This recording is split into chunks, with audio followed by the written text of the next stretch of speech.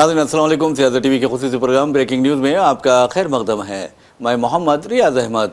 नाज़रीन, आप अच्छी तरह जानते हैं कि किस तरह आलमी सतह पर डोनाल्ड ट्रंप ने धूम मचा रखी है, यानी हलचल पैदा कर रखी है, और ऐसा लगता है कि उनसे आलमी अमन को ख़तरा पैदा हो गया है। आप अच्छी तरह जानते हैं कि डोनाल्ड ट्रंप ने किस तरह गज़ा में जिस अंदाज में फ़लस्तीनियों का कत्लेआम किया गया, उनकी नस्ली तत्हीर की गई और उन्हें यानी मौत के घाट उतारा गया। उसके बाद आप देखेंगे कि डोनाल्ड ट्रंप का किरदार किस तरह इसराइल के साथ उसमें रहा है। लेकिन इसराइल तक के मामले में जहाँ तक खबर आ रही है, ये कहा जा रहा है कि इसराइल ने जौहरी धमाका किया है, जौहरी तजुर्बा किया है, जिसके नतीजे में वहाँ पर ज़लज़ला आया है। इस तरह की बातें मंजर-ए-आम पर आई है। तो अब सवाल ये पैदा होता है कि कहीं ये जो जौहरी तजुर्बा किया गया है वो ईरान के पर हमले के लिए तो नहीं किया गया है। ये एक अहम सवाल है। वैसे भी जहाँ तक जौहरी ताकतों का सवाल है, अगर देखा जाए तो इसराइल मुसल्लिमा जौहरी ताकत नहीं है, लेकिन उसके बावजूद ये कहा जाता है कि वो एटम बम रखता है। तो बहरहाल नाज़रीन, इसराइल को सौखून माफ़ की तरह चल रहा है, लेकिन अब देखिए दुनिया तबाही के दहाने पर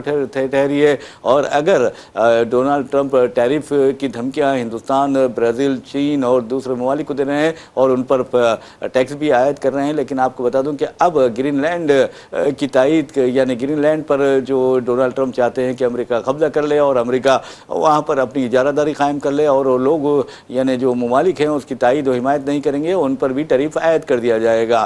तो अब जैसा कि मैंने पहले भी प्रोग्राम से कहा है कि डोनाल्ड ट्रंप अमेरिकी सदर, ऐसा लगता है कि अमेरिका का शिराजा बिखरने वाले सदर बनने वाले हैं। और आप ये भी देखेंगे कि हालात इस कदर ख़राब हैं कि खुद अब यूरोपीय यूनियन और उन ममालिक ने जो अमेरिका के हलीफ हुआ करते थे और आज भी हलीफ है, ख़ासतौर पर ईरान के मामले में, उन पर डोनाल्ड ट्रंप ने टैक्स यानी टैरिफ आयद करने का ऐलान कर दिया है। बहरहाल मैं कह रहा था कि जैसे मैंने आपको पहले भी बताया कि डोनाल्ड ट्रंप का नाम तब्दील करके टैरिफ ट्रंप रख देना चाहिए, क्योंकि वो हर किसी को टैरिफ की धमकियाँ दे रहे हैं, तिजारत ना करने की धमकियाँ दे रहे हैं, और ऐसे लोग अपने मुल्क को अलग थलग करने के पर मजबूर हो जाते हैं। वैसे भी अगर अमेरिका की बात करते हैं तो अमेरिका पर 36 खरब डॉलर का कर्ज है। ये बात अमेरिकी अवाम को मानना चाहिए। और मैं भी ये एक्सटर्नल डेट की बात कर रहा हूँ, यानी बैरूनी खर्च की बात कर रहा हूँ। तो ऐसे में अमेरिकी अवाम को अच्छी तरह समझ लेना चाहिए कि ये जो इनका सदर है वो किस तरह मुल्क को तबाही और बर्बादी के दहाने पर, जंगों के दहाने पर खड़ा किया हुआ है। वैसे भी नाज़रीन, आप अच्छी तरह जानते हैं कि डोनाल्ड ट्रंप की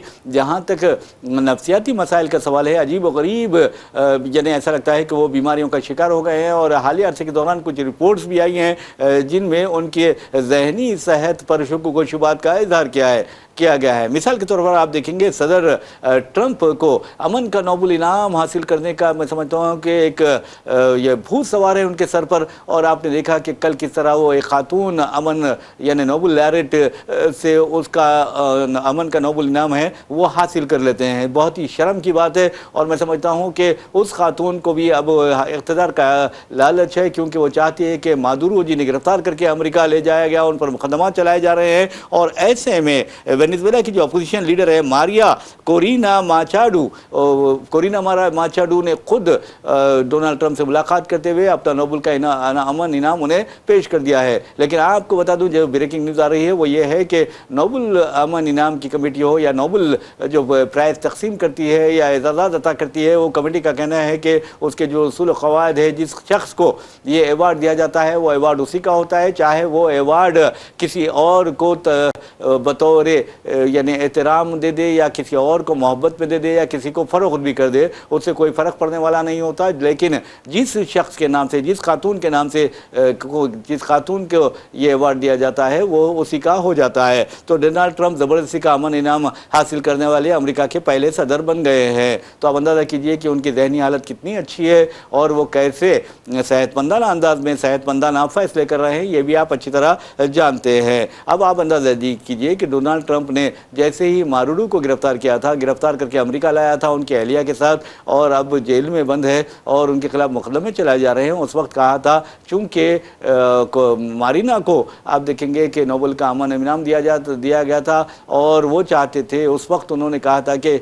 ये खातून चाहे तो ये कह सकती थी कि ये अमन का इनाम, नोबेल इनाम मेरा नहीं बल्कि डोनाल्ड ट्रंप उसके मुस्तहिक है, क्योंकि उन्होंने एक नहीं, दो नहीं बल्कि 8 ख़तरनाक जंगें रुकवाई हैं। तो उस खातून को उन्होंने बहुत ज़्यादा तनकीद का निशाना बनाया, अजीब व गरीब बातें भी की, और उनकी तो ज़बान आप अच्छी तरह जानते हैं कि फहूश कलामी किस तरह करते हैं। एक अमरीकी सदर इस तरह की अगर बातें करता है तो आम अमरीकियों के बारे में दुनिया में क्या तासुर जाएगा, ये सोचने वाली बात है। लेकिन हमने जितने अमरीकियों से मुलाकात की है वो हमें दियानतदार लगे, वो सच्चाई पर मबनी लगे और अपनी हुकूमत की जो पॉलिसी है उसके खिलाफ दिखाई दिए। तो बहरहाल नाज़रीन, सदर ट्रंप को अमन का नोबेल इनाम हासिल करने का जो भूत सवार है उसका भूत कल उतार दिया गया है, और मारीना ने खुद जाकर मारीना माचाडू ने खुद जाकर ट्रंप से मुलाकात की। ये मुलाकात काफ़ी देर तक रही, बंद कमरे में मुलाकात रही, और आपको ये बता दूं कि हो सकता है कि अगली जो सदर होगी वेनेजुएला की वो माचाडू ही होगी, क्योंकि उन्हें अपने अमन का नोबेल इनाम ट्रंप के हवाले कर दिया है।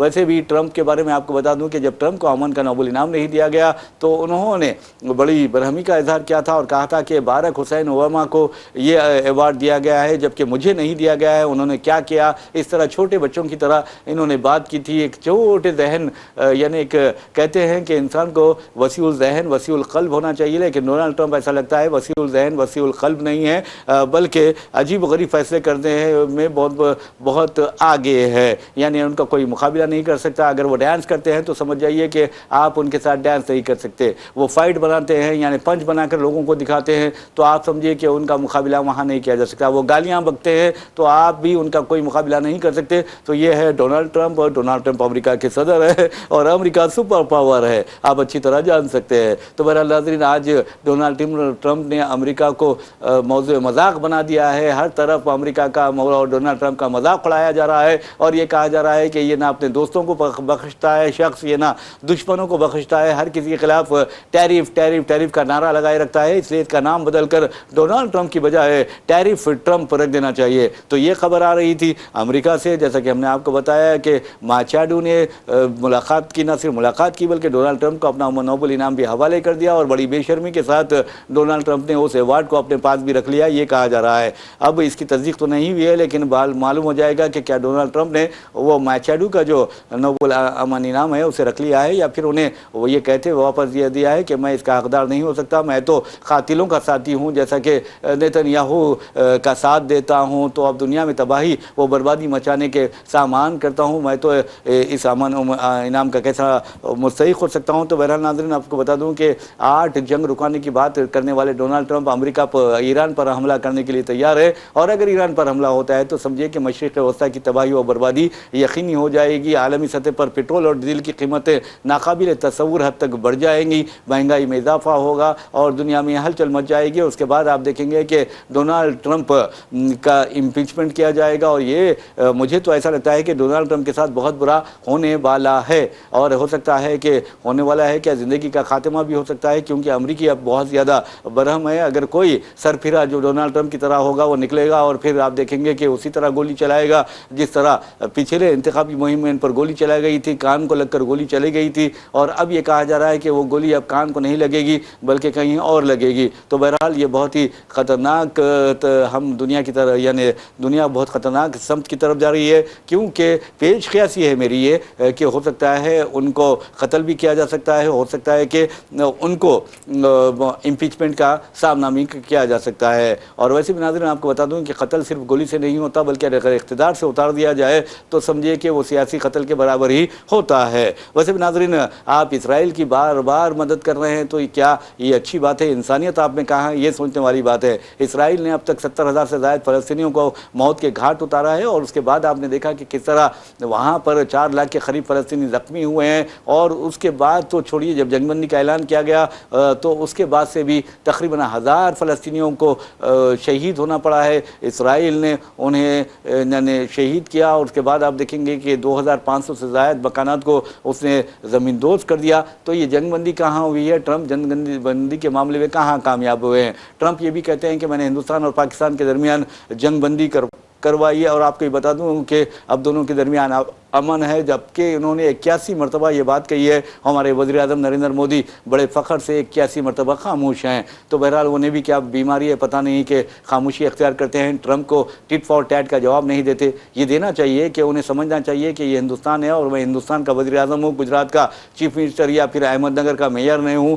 یا پھر کاؤنسلر نہیں ہوں۔ تو بہرحال ناظرین آپ کو ہم بتاتے ہیں کہ کس طرح ٹرمپ بکواس کیے جا رہے ہیں اور اس کے باوجود بھی ہمارے وزیر اعظم خاموشی اختیار کیے ہوئے ہیں۔ ایک اہم بات یہ ہے، جیسا کہ بریکنگ نیوز میں ہم آپ کو خبروں کے ساتھ یعنی نیوز کے ساتھ ویوز بھی سناتے ہیں، تو بتا دیں کہ سب سے اہم بات یہ ہے کہ امریکہ اسرائیل کی مسلسل تائید کر رہا ہے، ناجائز تائید کر رہا ہے، اور ناجائز تائید کے باوجود اسے فخر کا اظہار بھی کرتا جا رہا ہے۔ لیکن امریکہ اگر اس طرح کی حرکتیں کرے گا تو آپ سمجھیے کہ نہ صرف مشرق وسطیٰ کا بیڑا غرق ہوگا بلکہ امریکی معیشت بھی تباہی و بربادی کا شکار ہو جائے گی اور دنیا میں ایک نئے صبح کا آغاز ہوگا اور چین سپر پاور کی حیثیت سے ابھرے گا۔ اب یہ دیکھنا ہے کہ امریکی عوام ٹرمپ کو مزید بے خوفیاں کرنے یا غلط غیر دانشمندانہ فیصلے کرنے سے روکتے ہیں یا نہیں روکتے، یہ ایک اہم سوال ہے۔ ویسے بھی آپ کو بتا دوں کہ ٹرمپ نے بڑے بڑے دعوے کیے ہیں کہ میں نے ہندوستان اور پاکستان کے درمیان جنگ رکوا دی ہے۔ آج بھی ہندوستان اور پاکستان کے درمیان انتہائی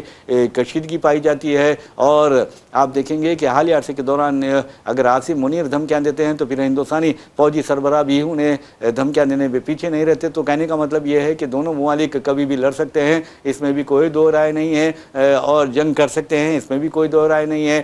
تو یہ حالات ہیں ٹرمپ کے دعووں کے۔ اس کے علاوہ آپ دیکھیں گے کہ ٹرمپ کہتے ہیں کہ میں نے 30 سال پرانی جنگیں رکوا دی ہیں، لیکن ایسا کوئی بات نہیں ہے۔ ہر طرف بے چینی ہے اور بے چینی کا ماحول پایا جاتا ہے۔ ٹرمپ کو آپ کو بتا دوں کہ جیسے ہی امن کا نوبل انعام نہیں دیا گیا تو پھر فیفا ان کی مدد کے لیے آگے بڑھی اور انہیں فیفا کا امن انعام، جو پہلا امن انعام ہے، وہ ٹرمپ کو دے دیا گیا ہے۔ پتہ نہیں فیفا کے جو لوگ ہیں وہ عالمی سیاست سے واقف ہے یا نہیں ہے، عالمی جو ریلیشنز ہے اس سے واقف ہے یا نہیں، عالمی سطح پر جو کچھ انسانیت کی بربادی کے سامان کیے جا رہے ہیں اس سے واقف ہے یا نہیں۔ اگر یہ واقف ہوتے تو ڈونلڈ ٹرمپ کو امن کا نوبل انعام کبھی نہیں دیتے، بلکہ تباہی و بربادی کا جو فیفا انعام دیا جاتا۔ تو بہرحال ناظرین یہ تو خبر رہی ہے، لیکن ہم چلتے ہیں ہمارے اپنے ملک میں کیا ہو رہا ہے۔ آپ دیکھیں گے کہ مہاراشٹر کے تقریباً 29 بلدیات کے انتخابات ہوئے ہیں اور اس کے تمام نتائج آ گئے ہیں اور حسب توقع آئے ہیں، اور جیسا کہ راہل گاندھی اور خود ادھر ٹھاکرے سے لے کر دوسرے لوگوں نے کہا تھا کہ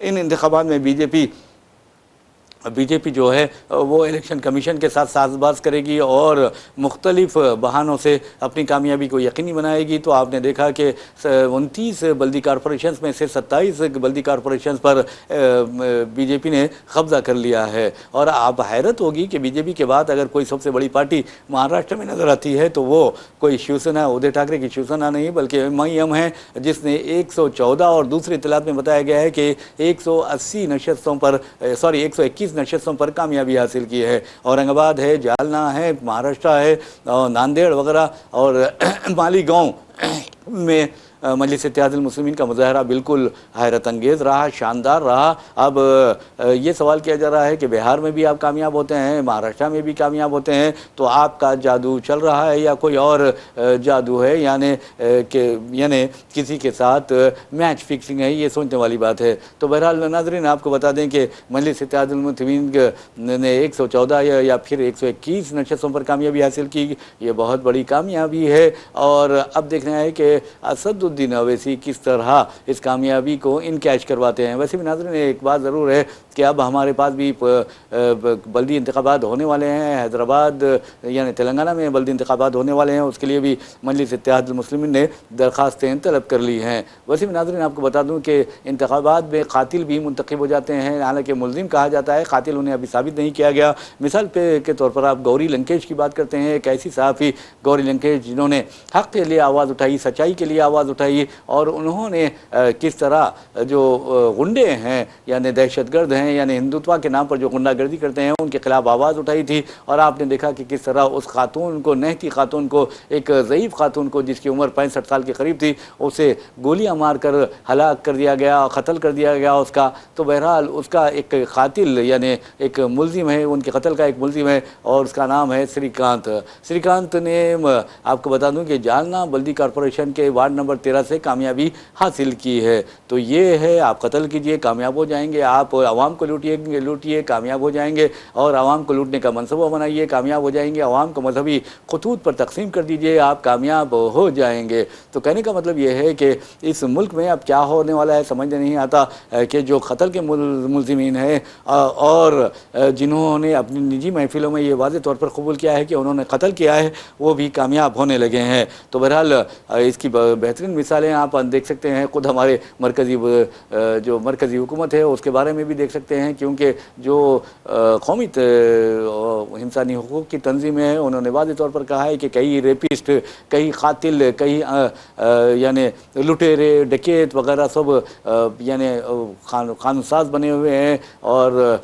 क़ानूनी इदारों में बैठे हुए हैं। तो आप अंदाज़ा कीजिए कि ये बहुत, हम तो इससे इत्तेफाक नहीं करते, क्योंकि जो पार्लियामेंट है उसे जमहूरियत का मंदिर कहा जाता है, लेकिन अफसोस की बात है कि वहाँ पर कैसे कैसे लोग बैठे हैं। खुद रेणुका चौधरी ने हालिया अरसे के दौरान जब कुत्ते का बच्चा लिए यानी पप्पी लिए वो पार्लियामेंट हाउस पहुंची, तो उन्हें पार्लियामेंट हाउस में कुत्ता ले जाने की इजाज़त नहीं दी गई। तो उन्होंने कहा कि ये जो आवारा कुत्ते हैं ये तो लोगों को बाहर काटते हैं, लेकिन अंदर भी बैठे हैं जो काटते हैं, आवाम को काटते हैं। तो आप अंदाज़ा कीजिए किस कदर यानी शदीद रिमार्क किया था उन्होंने सियासतदानों के खिलाफ। तो एक बात तो ज़रूर है, ये जो है फ़िरका परस्ती के मामले में बहुत ज़्यादा काटते हैं, ये तो ज़रूर बात है। हमारे वज़ीर आज़म नहीं छोड़ते। आप अंदाज़ा कीजिए कि शमशान कब्रिस्तान की बात करते हैं, क्या कोई वज़ीर आज़म के ओहदे पर फायद रहने वाला शख्स इस तरह की गुफ्तगू कर सकता है? नहीं कर सकता। ये वज़ीर आज़म को ग्रेव नहीं देती। वज़ीर आज़म को ये अच्छी तरह पढ़ लेना चाहिए, ये अच्छी तरह समझ लेना चाहिए। कभी भी इंतखाबात होते हैं, वज़ीर आज़म जाकर ऐल फैल बक देते हैं, अरे मेरे भाई आप वज़ीर आज़म हैं, और वज़ीर आज़म को बहुत ही एहतियात से बात करना पड़ता है, अपना मुँह खोलना पड़ता है। आप मुल्क की इज़्ज़त लूटी जा रही है, आप बात नहीं करते, अपना मुँह नहीं खोलते। ट्रंप आपके बाजू बैठकर, बिल्कुल बाजू बैठकर, 2 फीट बाजू बैठकर गालियाँ देता है, हिंदुस्तान को दुनिया का सबसे बड़ा टैरिफ वालेटर कहता है, लेकिन आपका मुंह नहीं खुलता। और आप जब इंतखाबी जलसों में जाते हैं तो किस तरह की शमशान कब्रिस्तान की बात करते हैं, लिबास देखकर पहचानने की बात करते हैं। तो ये हमारे वज़ीर आज़म हैं। तो मैं समझता हूँ कि आवाम को जो भी हमारा अवामी नुमाइंदा है वो बहुत सोच समझ कर उसका इंतखाब करना पड़ता है। तो बहरहाल हम बात कर रहे थे श्रीकांत की। श्रीकांत यानी वहाँ देखेंगे कि एक कत्ल का उस पर इल्ज़ाम है और वो कामयाब हो जाता है जालना के वार्ड नंबर 13 से। तो बहरहाल नाज़रीन आपको ये बता दें कि ये बहुत ही अफसोसनाक पहलू है हमारे मुल्क का कि इस तरह के वाक़यात पेश आ रहे हैं। अब हम आपको ले चलते हैं मशरिक़ वस्ता में ट्रंप फिर एक बार कहते हैं कि मुझे किसी ने कायल नहीं करवाया कि मैं ये ईरान पर हमले से रोकने के लिए किसी ने कायल नहीं करवाया, क्योंकि उन्होंने एक इंटरव्यू में वाज़ेह तौर पर जब उनसे पूछा गया कि क्या आपको मशरिक़ वस्ता के ममालिक ने मजबूर किया कि ईरान पर हमला ना करें, या फिर नेतन्याहू ने कहा जाता है कि आपसे कहा कि ईरान पर हमला रोक दें, तो क्योंकि 800 से ज़ायद लोगों को वहाँ पर फांसी दी जाने वाली थी जिसमें मोसाद के एजेंट्स भी शामिल थे, तो इसलिए कि आपने ये रोक दिया है। तो उन्होंने कहा कि मुझे किसी ने कायल नहीं किया बल्कि मैंने ख़ुद को कायल करवाया। ईरान ने तयख़ुन दिया, बहुत ही शुक्रिया ईरान का। उन्होंने ये बात कही है कि वो 800 मुजाहिरीन को फांसी नहीं देगा, लेकिन एक बात यह है कि ईरान को ये समझ लेना चाहिए कि 800 जो मुजाहिरीन हैं उसमें मोसाद के कितने एजेंट्स हैं। मोसाद के एजेंट्स को अगर ईरान छोड़ता है फिर तो दोबारा ईरान को वो नहीं छोड़ेंगे, ईरान को नहीं बख्शेंगे। ये ज़रा ईरान को सोच लेने चाहिए। तो बहरहाल नाज़रीन ये खबर रही है जो ट्रंप से मुतालिक हमने आपको बताई, गौरी लंकेश से मुतालिक आपको बताई है, और फ़िरक़ा परस्तों से मुतालिक आपको ये बताई है। एक बात बता दें कि जहाँ तक तिलसंग्रात का सवाल है, आप देखेंगे कि हाल अरसे के दौरान तिलसंग्रात में जो जिस अंदाज़ में हमारे पास संक्रांति मनाते हैं, हिंदू भी मनाते हैं, मुसलमान भी पतंग उड़ाते हैं, पतंगबाजी भी करते हैं, बड़े शौक़ से करते हैं। और आप ये भी देखेंगे कि चाइनीज़ मांझे ने इस मरतबा बहुत ज़्यादा नुकसान पहुंचाया है। ख़ुद जो ताजरीन है उनका मज़ा भी किरकिरा हो गया है, यानी उनका मज़ाक ख़राब हो गया है, और बार बार उन्हें पुलिस की आमद का सामना करना पड़ रहा था कि कहीं ये लोग ये चाइनीज़ मांझा तो नहीं फ़रोख्त कर रहे हैं। तो बहरहाल हैदराबाद में तकरीबन दो से लेकर 4 अफराद यानी मारे गए इस दौरान, यानी चीनी मांझे से ये कहा जाता है। तो बहरहाल आपको ये भी बता दें कि मांझे से हैदराबाद और कर्नाटक جو ہے وہاں پر. تو بہرحال مانجے سے بچنے کی کوشش میں خبر یہ آئی ہے کہ سورت گجرات میں ایک ہی خاندان کے 3 افراد اپنی زندگیوں سے محروم ہو گئے. اور یہ خبر جو آئی ہے میں آپ کو بتا دوں کہ سورت سے آئی ہے، اور سورت سے آنے والی اس خبر میں بتایا گیا ہے کہ یہ جو بینک یہ مانجا ہے اس سے بچنے کی کوشش میں یہ افراد ہلاک ہوئے ہیں. یہ حادثہ گجرات میں پیش آیا ہے جس سے مقامی سطح پر بہت زیادہ سنسنی پھیل گئی. اور یہ بھی کہا جاتا ہے کہ ریحان رحیم شیخ چہارشنبے کے روز اپنی اہلیہ ریحانہ اور 10 سالہ بیٹی عائشہ کے ساتھ بائک پر جا رہے تھے کہ یہ حادثے کا شکار ہو گئے. تو آپ اندازہ کر سکتے ہیں کہ چائنیز مانجا کس طرح نقصان پہنچا رہا ہے. چائنیز مانجے کے بارے میں ہم آپ کو بتاتے ہیں، یہ تو چائنیز مانجے کا ذکر نکلا ہے، لیکن بریکنگ نیوز یہ ہے کہ ہندوستان کا چین کے ساتھ جو تجارتی خسارہ ہے وہ 116 ارب ڈالر تک پہنچ چکا ہے. تو آپ اندازہ کیجیے کہ ہندوستان کس طرح چین کے شکنجے میں کستا جا رہا ہے. ارے بھائی آپ اچھا جو ہندوستان سامان بیچ رہا ہے اس کی قیمت آپ 10 ارب ڈالر سے لے کر 12 ارب ڈالر بھی نہیں ہے، جبکہ چین ہندوستان کو ہر سال 116 ارب ڈالر کا سامان فروخت کر رہا ہے. تو یہ کس قدر خطرناک بات ہے. حالانکہ آپ دیکھیں گے کہ چین ہمارے کئی یعنی علاقوں پر قبضہ کر چکا ہے، دراندازی کر رہا ہے. اروناچل پردیش کے آپ دیکھیں گے کہ دیہاتوں کے نام چینی تبدیل کر رہا ہے، یہاں تک کہ تعمیرات کر رہا ہے. ڈوکلام ادھر وغیرہ ڈوکلام میں اور دوسرے مقامات پر اور کئی مقامات پر اس نے دعویٰ بھی کر دیا ہے کہ یہ ہمارا علاقہ ہے، یہ ہماری زمین ہے، یہ ہمارا اراضی ہے. اس کے باوجود بھی چین سے ہم سب سے زیادہ تجارت کر رہے ہیں. تو اب سوال یہ پیدا ہوتا ہے کہ وزیر اعظم نریندر مودی بڑی بڑی باتیں کرتے ہیں، RSS بڑے بڑے دعوے کرتی ہے، حب الوطنی کے دعوے کرتی ہے، قوم پرستی کے دعوے کرتی ہے. تو ان کی قوم پرستی بے نقاب ہو جاتی ہے، ننگی ہو جاتی ہے اس وقت جب چین اور ہندوستان کے درمیان تجارتی خسارہ جو ہے وہ 116 ارب ڈالر تک پہنچ جاتا ہے. پون کھیڑا جو آپ دیکھیں، پون کھیڑا کانگریس کے ترجمان ہیں، اور انہوں نے جس انداز میں اعداد و شمار پیش کیے ہیں وہ بہت ہی خطرناک ہے. اور سمجھتے خاص طور پر جو بھکت ہیں انہیں یہ دیکھنا چاہیے کہ چین ہمارا دشمن نمبر 1 ہے، اور لیکن چین ہمارے علاقوں پر دراندازی کر رہا ہے، چین ہمارے علاقوں پر تعمیرات کر رہا ہے. اور گلوان وادی کا تو آپ سانحہ نہیں بھول سکتے، جب چین نے ہمارے 20 یعنی بہادر سپاہیوں کو شہید کر دیا تھا، امر کر دیا تھا، اور اس کے باوجود بھی ہمارے وزیر اعظم نریندر مودی کی حکومت اسی طرح چین سے تجارت کر رہی ہے جس طرح گاؤں ماتا کے رکشا کی تو بات کرتی ہے، لیکن بیف ایکسپورٹ کرنے میں ہندوستان کو اب وزیر اعظم نریندر مودی کی حکومت نے برازیل کے پاس بعد دوسرے مقام پر پہنچا دیا ہے. تقریباً 5 ارب ڈالر کا بیف یعنی گائے کا گوشت بتا رہا ہوں میں، یہ بھینس کا گوشت کہتے ہیں لیکن گائے کا گوشت ہے.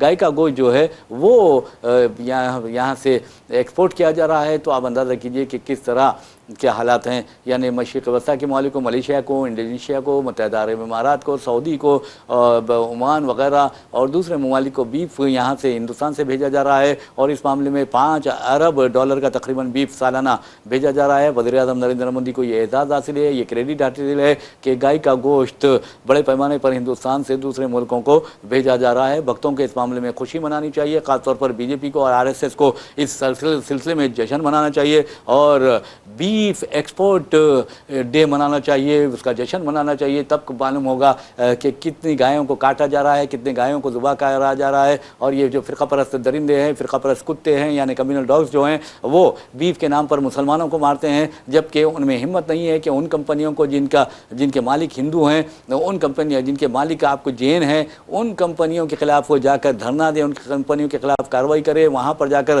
توڑ پھوڑ کریں. یہ درگاہوں کو، مساجد کو، عاشور خانوں کو نشانہ بناتے ہیں، جس طرح حیدرآباد میں حالیہ عرصے کے دوران واقعہ پیش آیا ہے کہ درگاہوں کو نشانہ بنایا گیا، عاشور خانے کو نشانہ بنایا گیا. اور اب یہ جو چیزیں ہوتی ہیں اس کا کوئی یعنی غور نہیں کرتے. اور یہ لوگ وزیر اعظم نریندر مودی حکومت کو نہیں کہتے کہ تمہارے حکومت میں بیف ایکسپورٹ جو ہے وہ اب تو ہندوستان دوسرے مقام پر آ گیا ہے. تو یہ جو ہے یہ بزدل ہے، یہ کاورڈ ہے، اور میں سمجھتا ہوں کہ یہ نامرد ہیں جو آواز نہیں اٹھاتے بیف ایکسپورٹس پر. تو بہرحال ناظرین آپ کو بتا دوں کہ جس انداز میں وزیر اعظم نریندر مودی کی حکومت بیف ایکسپورٹ کر رہی ہے وہ بہت لمحے فکر ہے بھکتوں کے لیے، فرقہ پرست درندوں کے لیے، اور گاؤ رکشک کے نام پر لوگوں کو لوٹنے والوں کے لیے، اور سودے بازی کرنے والوں کے لیے، معاملات کرنے والوں کے لیے، اور دولت بٹورنے والوں کے لیے بہت بڑا سوالیہ نشان ہے. اگر ان میں دم ہے تو پھر وزیر اعظم نریندر مودی کے خلاف آواز اٹھائیں، اور جو بیف بیرون ملک روانہ کیا جا رہا ہے اسے روک کر دکھائیں. تو بہرحال ناظرین ہم نے آپ کو یہ بتایا کہ کس طرح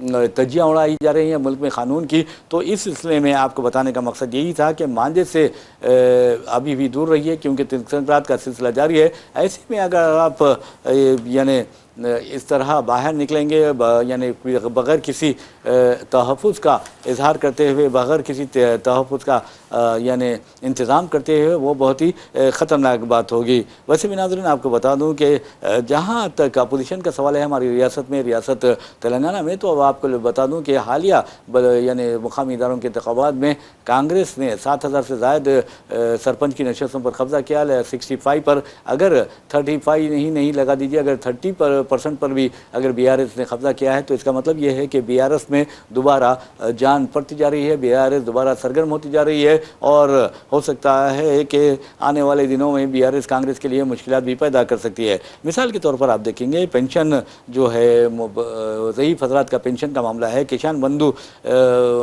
है, मुकम्मल कर्ज वगैरह है की माफ़ी वगैरह वो भी नहीं हुई है, ये कहा जा रहा है। लेकिन चीफ मिनिस्टर रेवंत रेड्डी की हुकूमत ने आते ही सबसे पहले किसानों के कर्ज माफ़ किए थे, लेकिन अब ये कहा जा रहा है कि किसानों के कर्ज माफ़ नहीं किए, कई किसान नाराज़ हैं। इस सिलसिले में आप देखेंगे कि BRS के जो लीडर हैं हरीश राव किसानों के पास पहुंच जाते हैं, देहातों में पहुंच रहे हैं, वो वहां पर चबूतरों पर बैठकर चबूतरों पर चर्चा कर रहे हैं, जैसा वज़ीर आज़म नरेंद्र मोदी चाय पर चर्चा करते थे। और आप देखेंगे कि कटाई पर चर्चा करते थे, यानी पलंग पर भी चर्चा करने की आदत वज़ीर आज़म डाल दी थी। तो बहरहाल ये है कि ये इस तरह के हालात। तो बहरहाल नाज़रीन इनके बारे में यानी चीफ मिनिस्टर रेवंत रेड्डी के बारे में ये भी कहा जाता है कि वो BJP और मोदी से भी करीब हैं। तो इसके बारे में उन्होंने कल ही एक बयान दिया कि तेलंगाना की तरक्की के लिए वो मोदी और अमित शाह से बार बार मुलाकात करते रहेंगे। और उन्होंने ये भी कहा कि जो प्रोजेक्ट्स है, जो फंड्स है, उसके लिए मरकज़ का ताउन या मरकज़ का ताउन इश्तराक, उसकी मदद बहुत ज़रूरी है।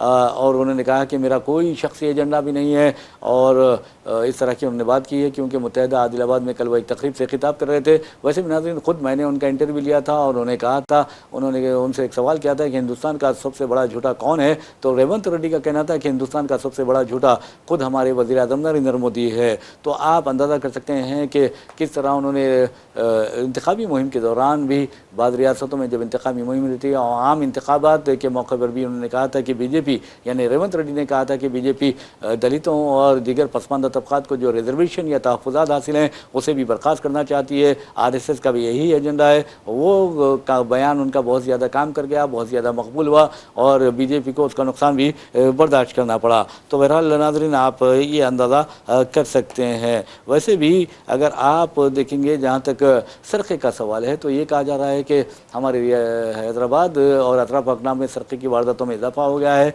इस सिलसिले में हालिया अर्से के दौरान जो नाम बहुत ज़्यादा आया है वो है चंगी चरला। और चंगी चरले के बारे में कहा जाता है कि वहाँ पर सिर्फ एक रात में चंद घंटों के दौरान तकरीबन 12 मकानात को लूटा गया, 12 मकानात में सरक़े की वारदातें पेश आई हैं। तो बहरहाल नाज़रीन ये बहुत ही ख़तरनाक है। और आप ये भी अच्छी तरह जानते हैं कि किस तरह हमारी रियासत में 10 अरकान असम्बली के डिफेक्शन यानी इनहराफ होने का मामला चल रहा है। BRS के तकरीबन 10 अरकान असम्बली ने कांग्रेस में शमूलियत इख्तियार की थी, लेकिन कांग्रेस ने और स्पीकर ने ये मानने से इनकार कर दिया है कि इन लोगों ने बाकायदा BRS में शिरकत की थी। यानी BRS को खैरबाद कहते हुए कांग्रेस में शमूलियत इख्तियार की थी। इस सिलसिले में डी नागेंद्र और कडियम श्री हरी के बारे में कहा जाता है कि इनके खिलाफ सबूत शवाहिद मौजूद है कांग्रेस में शामिल होने के। खुद डी नागेंद्र के बारे में आपको बता दूं कि उन्होंने सिकंदराबाद पार्लिमानी हल्के से मुकाबला भी किया था। और इसके बाद आप देखेंगे कि इस सिलसिले में ये खबर भी आई है कि अब BJP भी सुप्रीम कोर्ट से रुजू हुई है डी नागेंद्र को यानी कानून इनहराफ इंसदाद इनहराफ के तहत लाने के लिए। तो बहरहाल उनका जो मुस्तकबिल है डी नागेंद्र का वो अब ऐसा लगता है कि मौलक हो गया है, लटक रहा है। तो ऐसे में अब देखना यह है कि स्पीकर से पर भी सुप्रीम कोर्ट ने बरहमी का इज़हार किया है। अब देखना है कि सुप्रीम कोर्ट के इस ख़तरनाक रिमार्क पर स्पीकर क्या करते हैं, क्योंकि स्पीकर ने वाज़ेह तौर पर कम से कम 7 अरकान असम्बली को क्लीन चिट भी दे दी है और कहा कि इन्होंने कांग्रेस में BRS से इनहराफ करते हुए कांग्रेस में शमूलियत इख्तियार नहीं की और उनके पास उसके कोई शवाहिद वाहिद नहीं है। तो बहरहाल अब ये कड़ियम श्रीहरि का मामला है, फिर ये डी नागेंद्र का मामला है, तो फिर वो क्या करते हैं, क्या स्पीकर को अपना जवाब दाखिल करते हैं या फिर कानूनी तौर पर मुकाबला करते हैं, ये देखने वाली बात है। लेकिन आपने देखा कि आप ने वाज़ेह तौर पर इंसदाद कानून, इंसदाद इनहराफ की खिलाफ वर्जी की है तो उसके खिलाफ आपकी के खिलाफ कार्रवाई ज़रूर होती है। तो ये बहुत अहम खबर है और मैं समझता हूँ कि इसके जो असरात हैं और रियासत की सियासत पर पड़ सकते हैं। वैसे भी नाज़रीन, अगर आप देखेंगे कि जहाँ तक बल्दी इंतखाबात का सवाल हो, चाहे महाराष्ट्र के हो, चाहे कर्नाटक के पंचायती इंतखाबात हो, चाहे कहीं और के, लेकिन एक बात ज़रूर है कि वहाँ पर बीजेपी कामयाब हो रही है। मिसाल के तौर पर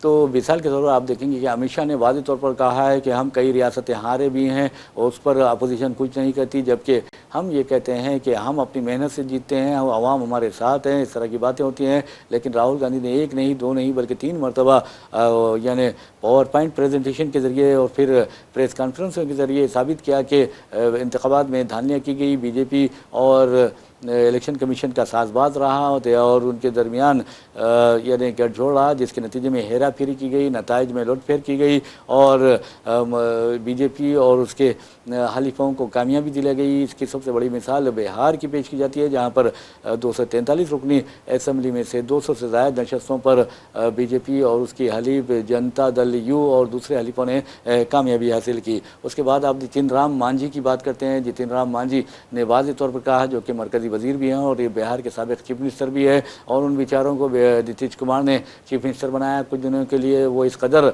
आदी हो गए चीफ मिनिस्टर के ओहदे के कि उन्होंने नीतीश कुमार से बगावत कर दी थी, फिर उन्होंने अपनी पार्टी कायम की और अब मरकज़ी वज़ीर हैं, बीजेपी के इत्यादी हैं। उन्होंने एक जलसे से खिताब करते हुए कहा था कि उनके एक रुकन असम्बली जो मुंतखब हुए हैं, उन्होंने इलेक्शन के दौरान फ़ोन किया कि वो तकरीबन 1600 वोटों से हार रहे हैं। तब उन्होंने यानी नितिन राम मांझी ने डीएम को फ़ोन किया, डीएम ने क्या किया, किसी को फ़ोन किया, शायद उसके फ़ोन के बाद ये इनका जो बंदा हार रहा था, इनका जो उम्मीदवार हार रहा था, वो कामयाब हो गया। और उन्होंने ये कहा कि वही बंदा अब 2700 वोटों से हार रहा था, लेकिन मुझे खबर नहीं कि अगर वो हार भी गया है तो बहरहाल अगर वो मुझे खबर करता तो फिर मैं उसे कामयाब बना देता। इस तरह की बात जितिन राम मांझी ने कही है। तो आप अंदाज़ा कीजिए कि किस तरह इलेक्शन कमीशन और बीजेपी और उसके हलीफों के दरमियान साजबाज चल रहा है, गठजोड़ चल रही है और हेरा फेरी हो रही है। तो बहरहाल नाज़रीन, और आपको एक बता दें कि जहाँ तक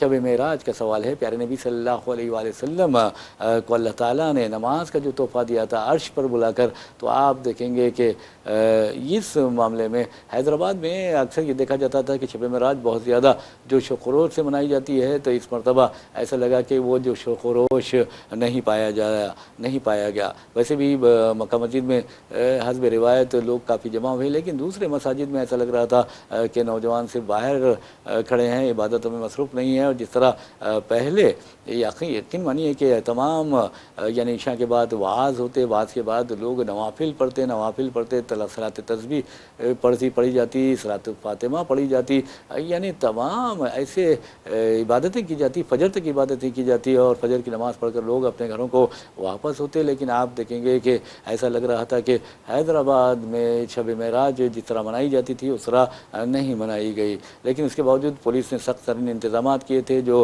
अबूरी पुल थे वो बंद कर दिए गए थे और ख़ास तौर पर आप देखेंगे कि हैदराबाद में एक ख़ास वस्फ हो गया है कि जब भी कोई शब बरात आती है, शब कदर आती है, शब मेराज आती है, तो वो पेट्रोल पंप जो है, ख़ास तौर पर जो पुलिस के पेट्रोल पंप है चिंचरोड़ा, उसे बंद कर दिया जाता है। तो ये जो है बहुत ही ख़तरनाक चीज़ है। ऐसे मामले में पुलिस को एहतियात बरतनी चाहिए। आप अगर एहतियातन अगर पेट्रोल पंप बंद करते हैं तो बहुत अच्छी बात है, लेकिन त्योहारों के मौके पर आप पेट्रोल पंप बंद नहीं करते और ये शब बरात जब भी आता है तो जब पेट्रोल पंप बंद करते हैं, तो ये सोचने वाली बात है। और इस तरह का जो रवैया है वो नहीं रखना चाहिए। आपको चाहिए कि त्योहारों में, चाहे वो कितना बड़ा भी त्यौहार हो, चाहे कितनी बड़ी ईद हो, आपको उस मौके पर पेट्रोल पंप बंद रखना चाहिए। अगर आप एक वक्त बंद रखेंगे, एक वक्त खुला रखेंगे, तो इससे यही पैगाम जाता है कि आप तासुब बरत रहे हैं, आप जानिबदारी का मुजाहरा कर रहे हैं। इस तरह की हरकतें नहीं करनी चाहिए। ये बहुत अहम बात है। मैं यूँ ही नहीं कर रहा हूँ, बहुत ही सोच समझ कर आपको ये बात बता रहा हूँ कि इस तरह के वाक़यात होते हैं तो इससे अंदाज़ा होता है कि کس طرح کا تعصب بڑھتا جاتا ہے. کیونکہ اگر آپ یہ کہتے ہیں کہ بھائی آپ کیوں بند کر رہے ہیں تو بچے یعنی بدمعاشی کرتے ہیں, بچے فلاں کرتے ہیں, بچے وہ کرتے ہیں. ارے بھائی آپ پیٹرول پمپ چلا رہے ہیں تو آپ کو انتظامات بھی کرنی چاہیے کہ اگر کوئی وہاں پر بدمعاشی نہ کر سکے, اگر کوئی بدمعاشی کرتا ہے تو اس کے خلاف کارروائی کرنی چاہیے. تو آپ پیٹرول پمپ بند کر دیں گے, دوسروں کو پریشانی کا باعث بنے گا, دوسروں کے لیے جو حقیقی آپ کے پیٹرول کے خریدار ہیں ان کو نقصان پہنچے گا, ان کو پریشانی کا سامنا کرنا پڑے گا. یہ اچھی بات نہیں ہے. اور تہواروں میں بھی اگر یہ جگنے کی رات یا جاگنے کی جو راتیں ہوتی ہیں, مقدس راتیں ہوتی ہیں, اس میں بند کرتے ہیں تو پھر تہواروں کے موقع پر بھی بند کر دیجئے. تہواروں کے موقع پر کیوں نہیں بند کرتے, یہ بھی سوچنے والی بات ہے. اب یہ لوگ کہہ رہے ہیں, میں کل ادھر سے گزر رہا تھا تو دیکھا لوگ جمع تھے, انہوں نے یہ بات کہی ہے, یہ بات میں آپ تک پہنچا رہا ہوں. تو بہرحال ناظرین, اس طرح کی خبریں ہم نے آپ کو پیش کی ہے. اور خاص طور پر آپ کو بتا دوں کہ مہاراشٹر بلدی انتخابات کے بعد اب اپوزیشن نے شدید تنقیدوں کا سلسلہ شروع کر دیا ہے. اب یہ دیکھیے کہ ادھو ٹھاکرے نے جس انداز میں کہا تھا کہ ہم مراٹھی مانوس یعنی مراٹھی زبان کی بات کریں گے, مراٹھی شہریوں کی بات کریں گے, انہوں نے زبردست موضوع بنایا تھا. اس کے علاوہ انتخابی موضوع یہ بھی تھا کہ جو مہاراشٹر کو فنڈس آ رہے تھے, جو بڑے بڑے پروجیکٹس ملنے والے تھے, وہ پروجیکٹس منتقل ہو گئے ہیں گجرات کو, وہ بھی موضوع ناکام ثابت ہوا. اب فرقہ پرستی کا موضوع چل رہا ہے اور دھاندلی کا موضوع چل رہا ہے. اور میں سمجھتا ہوں کہ اگر آپ الیکشن کمیشن سے قریب ہوتے ہیں, الیکشن کمیشن سے مل جاتے ہیں, تو پھر یہ موضوع چل رہا ہے. اور آپ نے دیکھا کہ کس طرح ادھو ٹھاکرے وغیرہ کو شکست کا سامنا کرنا پڑا, بہت ہی یعنی شرمناک شکست کا سامنا کرنا پڑا. راج ٹھاکرے اور ادھو ٹھاکرے مل چکے تھے, اس کے باوجود بھی وہ کامیاب نہیں سکے. 29 بلدی کارپوریشنوں میں سے 27 کارپوریشنوں پر بی جے پی کا قبضہ اور ایکناتھ شنڈے کا قبضہ. تو پھر آپ اندازہ کیجئے کہ الیکشن کمیشن کا کیا کردار رہا ہوگا. تو اس طرح کی خبریں ہم آپ کے سامنے حالیہ حاضر ہوئے ہیں اور آپ اچھی طرح جانتے ہیں. جہاں تک کھیل کی دنیا کا سوال ہے تو آپ کو بتا دوں کہ بنگلہ دیش کرکٹ کنٹرول بورڈ میں کئی ایک تنازعات پیدا ہو گئے ہیں. ویسے بھی آپ دیکھیں گے کہ کس طرح 7 فروری سے یعنی T20 ورلڈ کپ شروع ہونے والا ہے. اس کے لیے بنگلہ دیش نے اعلان کر دیا ہے کہ ہندوستان میں اس کے جو میچز ہے وہ ہندوستان میں نہیں کھیل سکتی, لیکن ICC نے اس پر کوئی توجہ نہیں دی ہے. اسی دوران بنگلہ دیش کرکٹ کنٹرول بورڈ کے جو فائنانس کمیٹی ہے اس کے ایک سربراہ کو یعنی ہٹا دیا گیا ہے, برطرف کر دیا گیا ہے, کیونکہ انہوں نے ایسے بیانات دیے تھے جس سے کھلاڑی بھی ناراض ہو گئے تھے اور کہ ملک میں کرکٹ پر بھی بہت برا اثر پڑ رہا تھا. تو بہرحال اب دیکھنا یہ ہے کہ بنگلہ دیش کرکٹ ٹیم ہندوستان آتی ہے یا نہیں, یہ سب سے اہم بات ہے. تو بہرحال اگر ہندوستان آتی ہے تو یہ بہت اچھی بات ہے کرکٹ کے لیے, اگر نہیں آتی ہے تو یہ کرکٹ کے لیے بہت بڑا نقصان ہے جسے برداشت کرنا پڑے گا. تو یہ کرکٹ کا جہاں تک معاملہ ہے, واضح طور پر ہندوستان کے میڈیا نے واضح طور پر کہا تھا کہ یہ بنگلہ دیش ہے, پاکستان نہیں کہ ICC اپنا یعنی سر جھکا دے. ایسا نہیں ہے, کیونکہ جو کرکٹ کے عالمی کرکٹ کی طاقتیں ہوتی ہیں اس میں بھی بنگلہ دیش کے نظر انداز نہیں کیا جا سکتا. لیکن چونکہ وہ بالکل آپ اندازہ کیجئے, ٹھیک ہے چلیے بنگلہ دیش غیر معمولی ٹیم ہے, لیکن جو اس کی اہمیت انٹرنیشنل لیول پر پاکستان کی ہے, ہندوستان کی ہے, جو بڑے کھلاڑی یعنی آسٹریلیا, انگلینڈ وغیرہ کی ہے, وہ بنگلہ دیش کی نہیں ہے. ایسے میں آپ دیکھیں گے اسے سری لنکا کے نقش راہ پر چلنا چاہیے, کیونکہ سری لنکا نے دیکھا آپ نے کہ ایک چھوٹا ملک ہوتے ہوئے کس طرح کرکٹ کو آگے بڑھایا, ورلڈ چیمپئن بنے. اور آپ اندازہ کیجئے کہ کس طرح انہوں نے کرکٹ کھیلی. تو بہرحال اس طرح اگر کرکٹ کھیلتے ہوئے اپنا مقام بناتے ہیں تو پھر بنگلہ دیش کو کوئی بھی نظر انداز نہیں کر سکتا. بہرحال ناظرین, اسی کے ساتھ ہم اپنا پروگرام بریکنگ نیوز اختتام کو پہنچاتے ہیں. اپنے میزبان محمد ریاض احمد کو اجازت دیجیے, انشاءاللہ پھر ملاقات ہوگی, پھر بات ہوگی. تب تک کے لیے